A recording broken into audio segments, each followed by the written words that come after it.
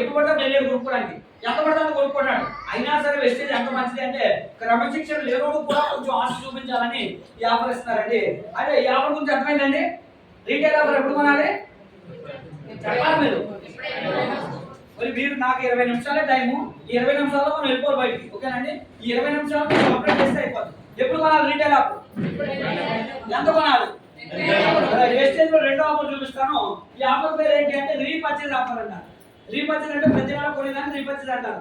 ఈ ఆఫర్ ఎప్పుడు కొనాలో చూడండి, 2 నుంచి ఎందుకు 2 అని తెలిస్తే వెస్టేజ్ కంపెనీలో నెల ఎప్పుడు మొదలవుతాయి అంటే 2వ తారీఖు.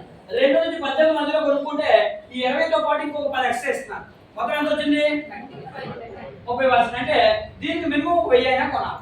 1000 కట్టి ఇటుగా కొంటే సరిపోతుంది. ఇప్పుడు దీనికి ఎంతైనా కొనొచ్చు, దీనికి 1000 కొనాలి. ఇప్పుడు 2 ఆఫర్లు కలిసి ఎంత వచ్చింది 30%. అంటే 1000 కొన్నారు, 30% ఎన్ని సరుకులు వచ్చాయి 1300. అంటే 1000కి ఎంత లాభం వచ్చింది 300. ఇప్పుడు మీరు కిరాణా షాప్ అయితే 1300 ఎక్స్ట్రా ఇస్తారా? ఎవరు కదా. దీంతో పాటుగా ఇప్పుడు కంపెనీ ఒక ఆఫర్ చెప్తుందండి. మనకు ఎంత మేధావులు తెలుసా? నెలకి ఎంత పేదవాడైన ఇంటికి ఏ సరుకులు వాడతాడు? 45,000 ఈజీగా పడతాయి కదా. ఇక్కడ 1000 రూపాయలకి ఆఫర్ వస్తుందంటే 1000 రూపాయలు ఇక్కడ కొని మిగతా 3000 పడితే డిమార్ట్ లో ఉంటాం. మళ్ళీ ఆరోగ్యం పాడవుతుందా బాగుపడుతుందా? అందుకే కంపెనీ మీకు ఒక ఆఫర్ ఇస్తుంది. ఈ ఆఫర్